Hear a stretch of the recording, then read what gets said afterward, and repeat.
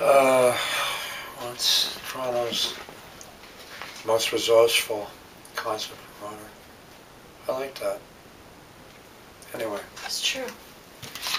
Okay. Hello. Hi, welcome to Rock and Talk. Today's guest is esteemed journalist and music promoter Dan Burke. Welcome to the show, Dan. Thank you. Dan, some people might not know that you were a serious, big, huge journalist for the CBC. Why don't you tell the viewing audience about your history as a journalist? Well, I wasn't. I was just. I worked at the Fifth Estate, the CBC TV program. In the background, I was a researcher and associate producer, and which was a very important part of the show. In fact, because in many cases, we created the stories, and I created some very good stories. So that was my role there. Previous to that, I was that was in, between 1991 and 95, and previous to that, I was a print journalist. I wrote for newspapers and magazines, and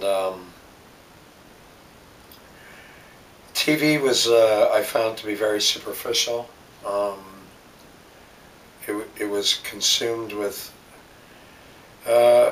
more concerned with entertainment than information,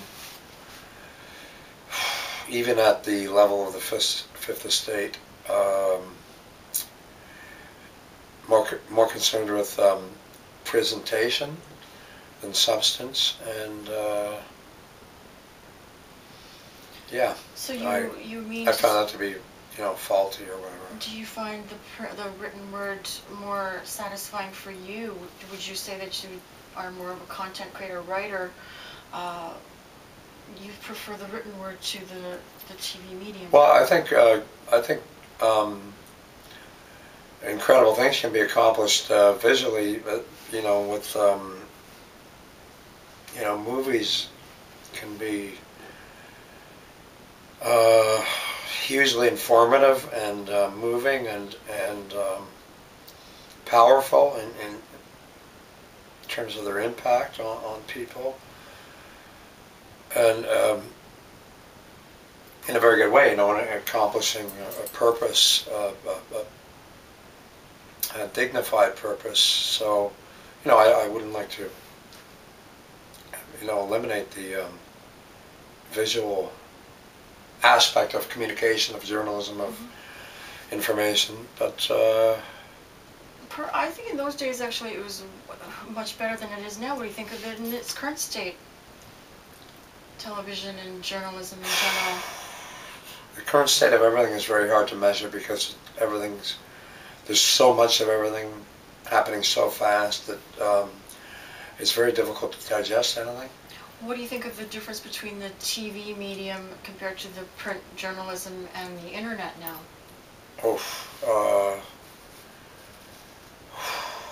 Again, it's overwhelming, really. What the internet has done is essentially put the greatest library in the world in everyone's living room, given more access, immediate access to information for anyone and everyone at any time in history, well, far beyond any time in history, and far beyond 10 years ago. Would you say? And are we any better for it? Are people more enlightened? Are people more polished, more intelligent? No. I think if you make everything available to people, what they do is they stop remembering things. They stop warehousing it in themselves, because they know that at the push of a button, everything's immediate. So why, Why agree. burden myself with, Yeah. with remembering things? I agree. I think it breeds ADD. Personally, it's the new. It's not a deficiency. I think it's an adaptation because of the constant influx of information. And but nevertheless, it's uncensored. Attention deficit disorder. Yes, yes, but it is Absolutely. uncensored. My own. There's no more attention span. I mean, forget about span. That's been collapsed, and attention is even my own. And I'm not. And I can't imagine what a younger person who wasn't. Who was never allowed to develop an attention span. It's like today, yesterday's news is yesterday's news in 15 seconds. Nanoseconds. Dan, what about the content that you were producing on television and in the print medium? Was it music? Was it news? Was it everything? How did you segue into the music world now that you know you're more into the music? Oh, that's completely accidental. When I was a journalist, I over 12 years I covered just about everything. I was essentially a general assignment reporter, but I ended up being identified as an investigative journalist, and my investigative pursuits were heavily in the organized crime or the underworld, and a milieu or an environment which I was somewhat acquainted with from Montreal, where I grew up and stuff. So anyway.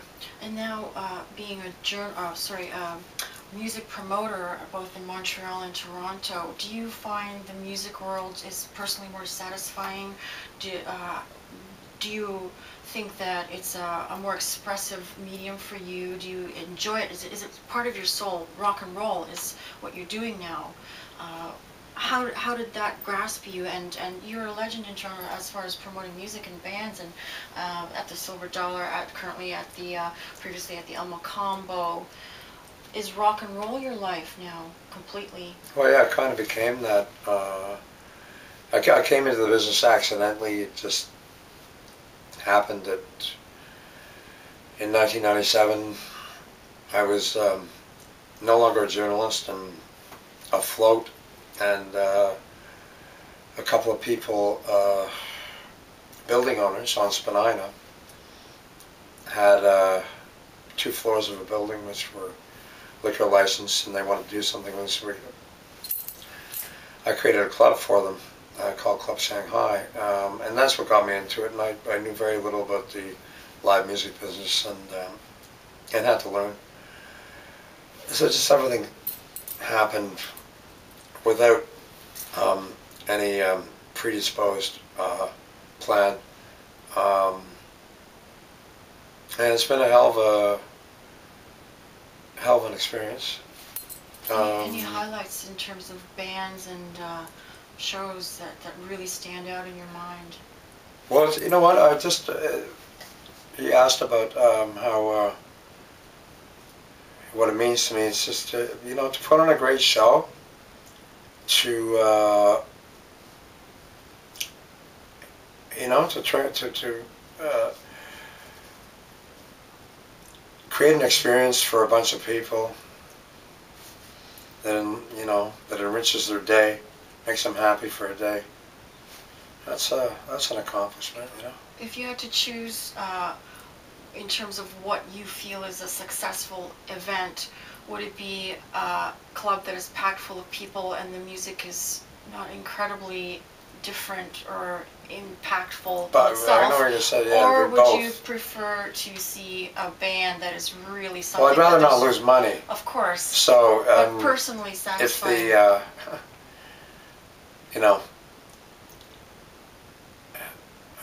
for instance, one time I had a band called Add N to X. It was a show upstairs at the Elmo Combo, and then the place was just packed. There was a huge buzz on them. And after the show, someone came out to me, and there was, God, about close to 600 people there. And the person came up to me and said, "You must be happy. It's an amazing turnout." And I said, "No, I'm not that happy, because it didn't seem to be that good. People didn't seem to be that excited by the show. They didn't ask for an encore. They filed out, and you can really tell when a show disappoints or doesn't deliver on its hype. And that was the case in that show, and so no, I didn't feel that good about it. I felt, you want people to leave and talk about it in a positive way. You just want to feel that vibe of excitement of, people feel rewarded by, coming out and seeing this band. And so, yeah, the greatest is to pack a club and the band turns everybody on. I had a Teenage Head in Labor Day weekend, 2000, and that was an amazing show. Probably about 300 people there or so.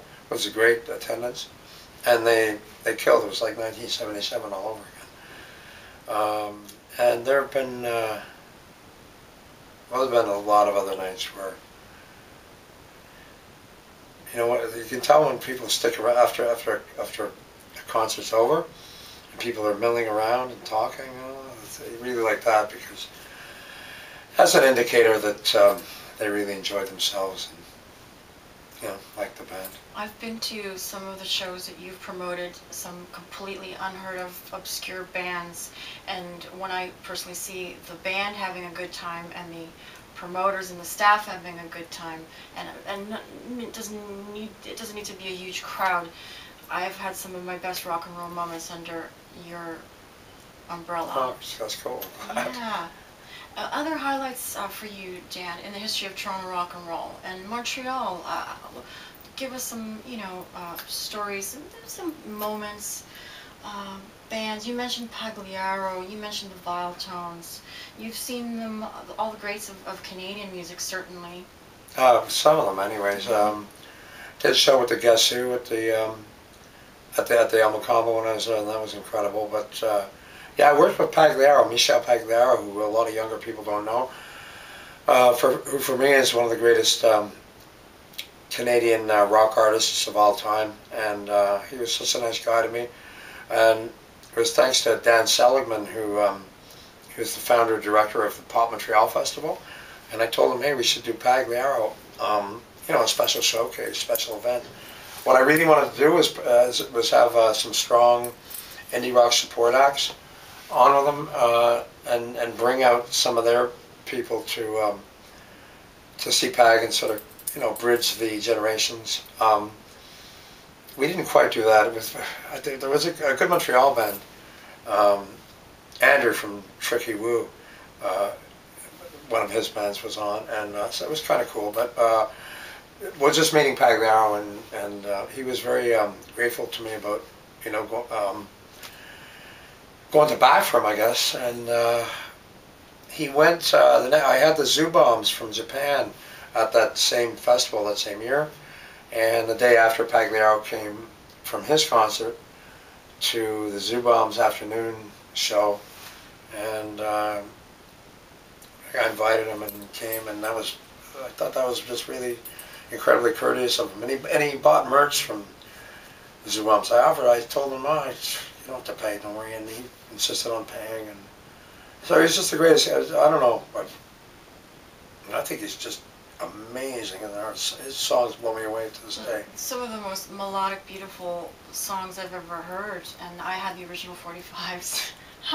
Cool. Yeah. What about today's bands? Give us some names of new bands that you might suggest to people to keep their ears and eyes open for. Because you're really there when it comes to really young, and I've seen them really less so than I was, but well, I worked really closely with a band called LV Gore from Toronto, who were very sort of a neo-goth movement.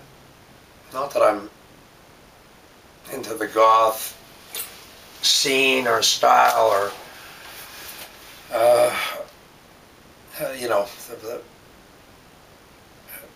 but there's a neo-goth scene to a degree, and this band LV Gore, they're kind of the spearhead of it, and They're terrific. There's a band called the Dirty Mags who are fantastic. That's out of Toronto. I just had a band from Chapel Hill, North Carolina called Last Year's Men. 2 of them are 19 years old. They're already on tour, and they just stunned me with their skill and charisma, and I hope I can book them again. That's great. And it's like that on and on. You know, right now though, I mean, I've tried to mix up. I'm trying to bring James Chance from the Contortions. Actually, it's Elliot Jones, the leader of Al Gore, who is really keen on that and working with me on that, and we're trying to finalize a date in December with his agent out in New York. That would be great. Got to fly him in and everything, but it seems like a very interesting thing to do. You know who I'd like to see at the Silver Dollar? It just came to me out of the blue. Suicide. Oh. Yeah. Suicide won about $1 billion. $1 billion?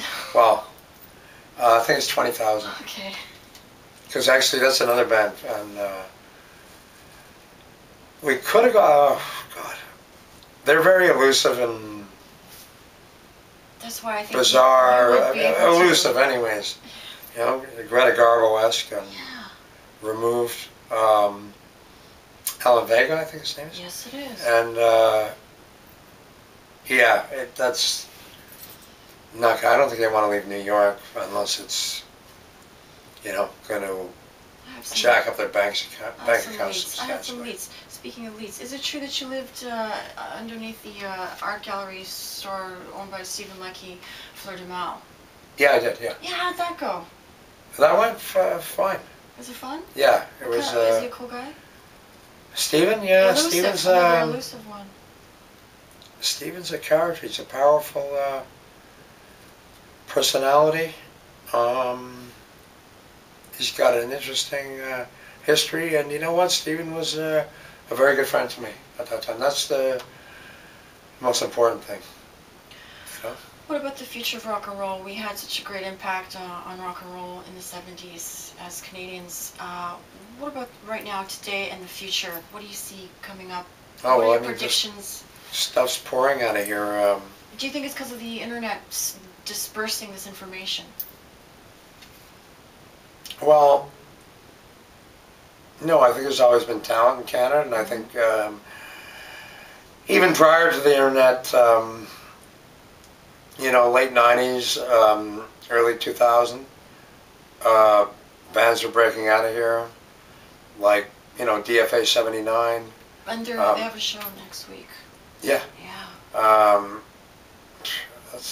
They're doing incredibly well in their resurrection. You know, bands like the Peaches broke before the internet. Broken Social Scene before the internet was like it is now. So you've been around and you know, on and on and on. You know, Danko, one of my favorite bands, Danko Jones.